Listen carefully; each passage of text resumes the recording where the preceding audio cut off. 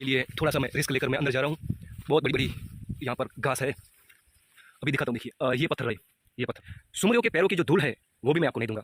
आप निश्चित ही युद्ध के लिए तैयार रहे।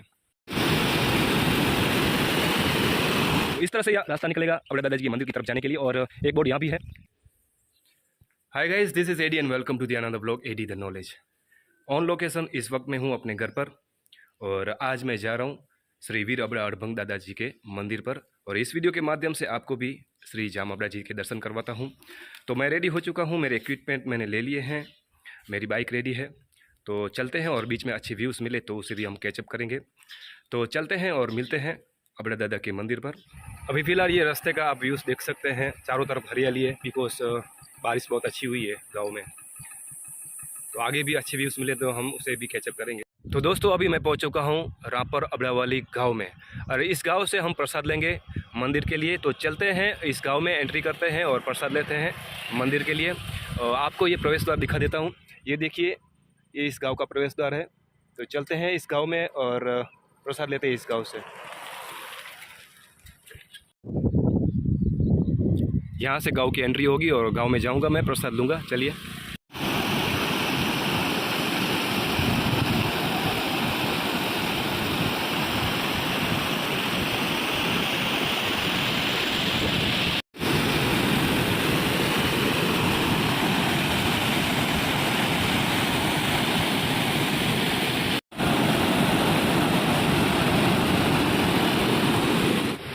दोस्तों आपको अभी इस वक्त मोबाइल की स्क्रीन पर ये व्यूज़ दिख रहा है, ये व्यूज़ है रापर गांव से बाहर निकलते ही अबड़ा दादा के मंदिर पर जाते समय एक पुल आता है, और यहाँ पर बहुत ज़्यादा पानी है इस वक्त। आप देख सकते हैं ये व्यूज़, ये देखिए, बहुत ज़्यादा ही आवाज़ आ रही है इस वक्त। देखिए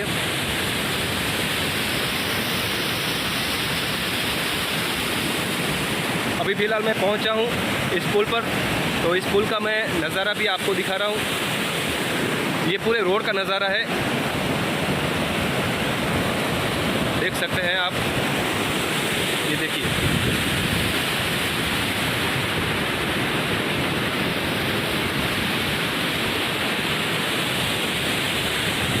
पानी बहुत तेज़ी से निकल रहा है यहाँ से, और आप ये पेड़ देख सकते हैं, पानी की वजह से, पानी की बहाव की वजह से ये पेड़ भी मुड़ चुके हैं। देखिए इस तरफ का नज़ारा देखिए। दोस्तों अभी इस वक्त मैं पानी के अंदर से ही चल रहा हूँ, ये देखिए, पानी के अंदर से ही चल रहा हूँ। समथिंग 1 फीट ऊपर पानी का लेवल बढ़ चुका है और तेज़ी के साथ बह रहा है पानी। तो दोस्तों अब चलते हैं जाम अबड़ा जी के मंदिर पर। मुझे ये व्यूज़ बहुत अच्छा लगा, आपको भी बहुत अच्छा लगेगा ये व्यूज़। तो गाइस अब मैं पहुंच चुका हूं उस रास्ते पर जहां से अबड़ा दादा जी के मंदिर पर जाने के लिए रास्ता निकलता है।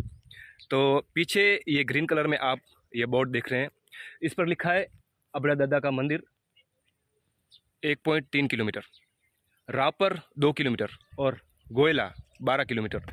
तो इस तरह से यह रास्ता निकलेगा अबड़ा दादाजी के मंदिर की तरफ जाने के लिए। और एक बोर्ड यहाँ भी है, यहाँ पर लिखा है दादी सुमरी दरगाह तरफ जाने के लिए। तो एरो इस तरफ दिखा रहा है, रास्ता यहाँ से है। अब चलते हैं अबड़ा दादाजी के मंदिर पर।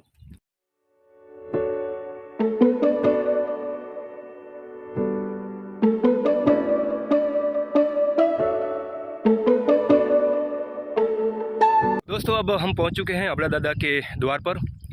आगे मुझे यहाँ से प्रवेश द्वार दिख रहा है मंदिर पर जाने के लिए। तो पहले मैं यहाँ से नीचे से ही मैं ये व्यूज़ ले लेता हूँ, आपको भी ये व्यूज़ मैं दिखा देता हूँ। ये एक रास्ता है जो कि सुमरी दादी की मंदिर की तरफ जाता है, और ये जो रास्ता है ऊपर की तरफ निकलता है, ये रास्ता है अबड़ा दादा के मंदिर पर जाने के लिए। ऊपर आपको यह मोबाइल की स्क्रीन पर दिख रहा होगा, ये है प्रवेश द्वार।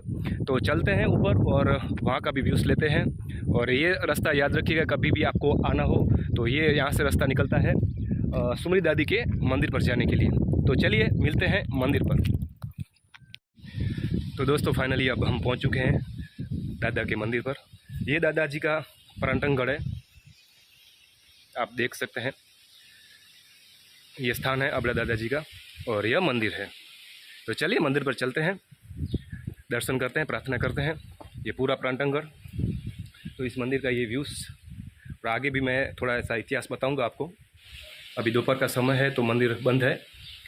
चलिए खोलते हैं और अबड़ा दादाजी का दर्शन करते हैं।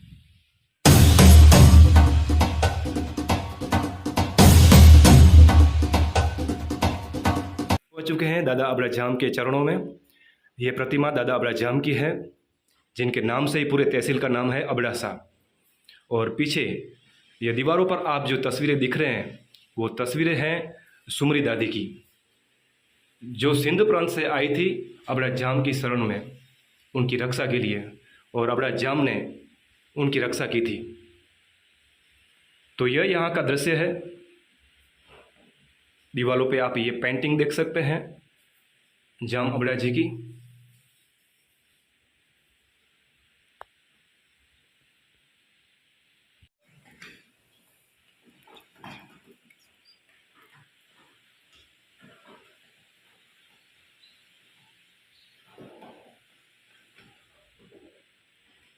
ये आप छत का नज़ारा देख सकते हैं, यहाँ से पानी निकल रहा है छत से, तो काम करने की यहाँ पर आवश्यकता है। ये देखिए नीचे भी पानी पूरी तरह से भर गया है। चलिए गाइस आगे चलते हैं और आगे का अब व्यूज़ देखते हैं। अब मैं आपको उस जगह पर ले चलता हूँ यहाँ पर इतिहास में भयंकर युद्ध हुआ था। 700 से अधिक साल पहले यहाँ पर इस भूमि पर भयंकर युद्ध हुआ था। बरसात के बाद यहाँ का लोकेशन चेंज हो चुका है, चारों तरफ आपको हरियाली दिखेगी। ये नज़ारा आप देख सकते हैं। अब यहाँ से आप जहाँ भी नज़र करोगे आपको कब्रें दिखेंगी, क्योंकि उस युद्ध में हज़ारों लोग काम आ गए थे। जाम अबड़ा अड़भंग और दिल्ली का बादशाह अलाउद्दीन खिलजी के बीच में ये युद्ध हुआ था। दरअसल इस भयंकर युद्ध की आग सिंध प्रांत से लगी थी, जो हाल ही में अभी पाकिस्तान में है। वहाँ दो भाई थे, दोदा कुमार और चंद्रेश्वर, जो कि दोनों के बीच में राज को लेकर कलेश हो गया था। और छोटे भाई चंद्रेश्वर ने अलाउद्दीन खिलजी, जो दिल्ली का सुल्तान था, उसे कहा कि अगर आप मेरे भाई से मुझे राज वापस दिलवाते हो तो मैं आपको सिंध की रूपवान सुमरी से शादी करवाऊंगा। ये सुनकर अलाउद्दीन खिलजी ने सुमरा राज पर चढ़ाई कर दी और पूरे राज्य का सर्वनाश कर दिया। अब सबको लगा कि हमारी सुमरियों का क्या होगा, हमारी बहू बेटियों का क्या होगा, अब इनकी रक्षा कौन करेगा। तभी दोदा कुमार ने कहा था कि कच्छ में एक सूरवीर राजपूत है जिनका नाम है अबड़ा जाम, आप उनकी शरण में जाए, वो आपकी अवश्य मदद करेंगे और आपकी इज्जत की रक्षा करेंगे।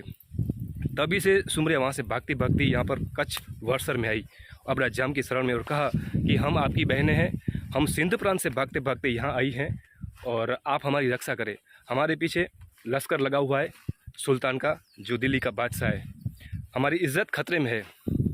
तब अबड़ा जाम ने कहा था कि आप हमें पहले ही संदेशा भिजवा देते तो हम सुमरा राज्य का सर्वनाश नहीं होने देते, किंतु कोई बात नहीं, आप हमारी शरण में आई हैं। अब अलाउद्दीन खिलजी को हमसे युद्ध करना होगा। और अबड़ा जाम ने अलाउद्दीन खिलजी को, जो कि रास्ता भी भूल गया था, मसाले जलाकर उनको ये रास्ता दिखाया कि आप इस तरफ आइए, रास्ता यहाँ से आता है और युद्ध के लिए तैयार रहे। वैसे तो ये हिस्ट्री बहुत लंबी है, लेकिन जो मुख्य बातें हैं वो मुख्य बातें ही मैं आपको शेयर कर रहा हूँ, बिकॉज़ वीडियो बहुत लंबी हो जाएगी। तो अभी आपको ये पत्थर दिख रहे हैं, ये पत्थर के नीचे ही वो सैनिक दफन है जो इस भयंकर युद्ध में काम आ गए हैं। इतना आपको क्लियरली नहीं दिखेगा, बिकॉज़ बरसात के बाद यहाँ पर बहुत बड़ी बड़ी घास उगाई है। ये पूरी भूमि को वीरभूमि अबड़ासा कहा जाता है। तो ये यहाँ का व्यूज़ है। हर जगह पर कब्रें ही कब्रें हैं और हर पत्थर के नीचे वो सैनिक दफन है जो इस युद्ध में काम आ गए हैं। हाल ही में बहुत झाड़ी है तो आपको उतना क्लियर नहीं दिखेगा। ये देखिए, ये जो पत्थर हैं इनके नीचे ही सैनिक दफन है। ये देखिए, कहीं कहीं ज़्यादा होंगे और कहीं कम होंगे। घास बहुत बड़ी बड़ी है, इसकी वजह से आपको इतना क्लियर नहीं दिखेगा। ये देखिए, यहाँ थोड़ा सा ज़्यादा पत्थर रखा गया है। आगे चलते हैं, आपके लिए थोड़ा सा मैं रिस्क लेकर मैं अंदर जा रहा हूँ। बहुत बड़ी बड़ी यहाँ पर घास है, अभी दिखाता हूँ। देखिए, ये पत्थर रहे ये पत्थर देखिए, ये थोड़े से ज़्यादा पत्थर है यहाँ, तो इनके नीचे भी वो सैनिक दफन है। आगे चलते हैं। वो देखिए, ये जो आपको दिख रहा है ये सब कब्र है। और एक बार इधर भी नज़र करिए, इधर भी है देखिए। तो ये पूरी भूमि को वीरभूमि अबड़ासा कहा जाता है। और हर जगह पर आपको अनगिनत ऐसी कब्रें मिलेंगी जो कि उनके नीचे सैनिक दफन है।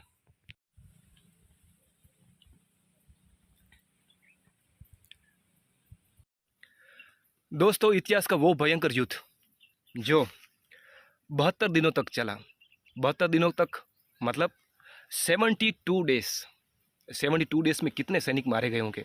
आप जरा कल्पना कीजिए कि कितने सैनिक इस भूमि में दफन होंगे।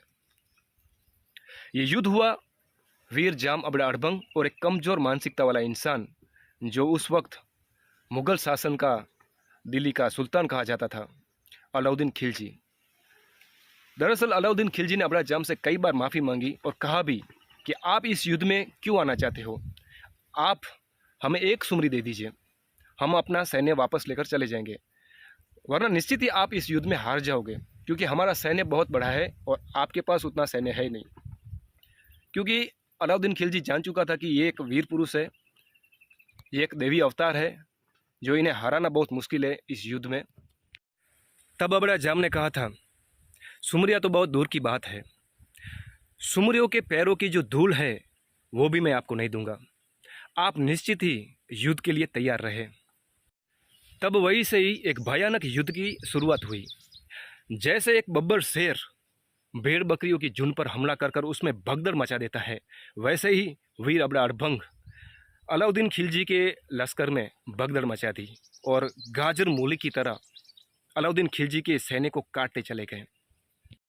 दोस्तों, इतिहास के इस भयंकर युद्ध में अबड़ा जी का खास करके सैन्य काम आ चुका था। अब अबड़ा जी सुमरियों के पास जाते हैं और उन्हें कहते हैं कि ये दूध की कटोरी है, इस दूध की कटोरी में जब दूध रक्तवर्ण दिखने लगे तब आप समझना कि आपका धर्म का भाई इस युद्ध में काम आ चुका है। तब मैं आपको वचन देता हूँ कि जीवन में मैंने कभी किसी से अन्याय नहीं किया होगा, किसी पर बुरी नज़र नहीं की होगी, तो ये धरती आपको अपने सीने से लगा लेगी, ये धरती आपकी रक्षा करेगी। और इतिहास में यही हुआ। रामायण में सीता माता जी के लिए धरती ने अपनी जगह दी थी, अपने सीने से लगाया था सीता माता जी को। और इतिहास के 700 से अधिक साल पहले अबड़ा जी के वचन के लिए ये धरती फटी है, ये धरती ने अपनी जगह दी है और सती सुमरिया इस धरती में समा गई है। आगे भी चलते हैं और इसी जगह पर आगे है सती सुमरियों का मंदिर है। चलते हैं आगे का व्यूज़ दिखाता हूँ मैं आपको। चलिए बने रहिएगा इस वीडियो में।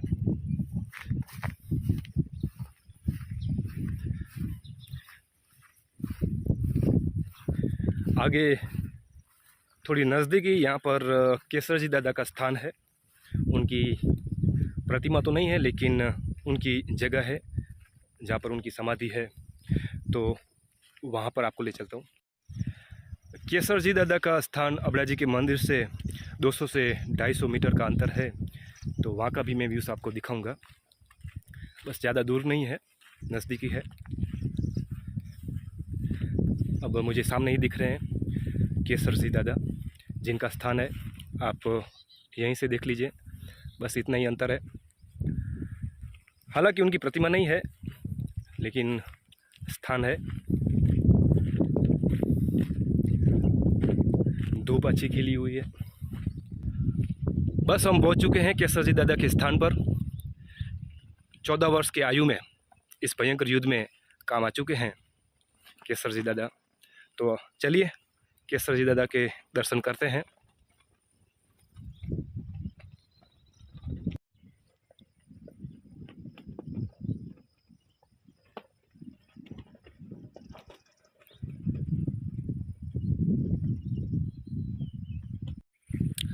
ये देखिए, ये प्रतिमा है अबड़ा पांचुबा कांजी, जिन्हें यहाँ पर अंतिम संस्कार के लिए अग्निदाह दिया गया था। जिन्होंने समाज के लिए बहुत अच्छे अच्छे कार्य किए हैं। तो ये प्रतिमा है उनकी, आप देख सकते हैं मोबाइल की स्क्रीन पर। दोस्तों आपको ये ब्लॉग कैसा लगा कमेंट बॉक्स में लिखकर बताइएगा। अबड़ा दादाजी का ये इतिहास जिन्हें जानकर आपको अच्छा लगा हो तो प्लीज़ कमेंट बॉक्स में लिखिएगा। और हाँ, चैनल पर पहली बार विजिट करें तो चैनल को सब्सक्राइब जरूर कीजिएगा और ऐसे ही मज़ेदार वीडियो आप तक पहुंचते रहेंगे।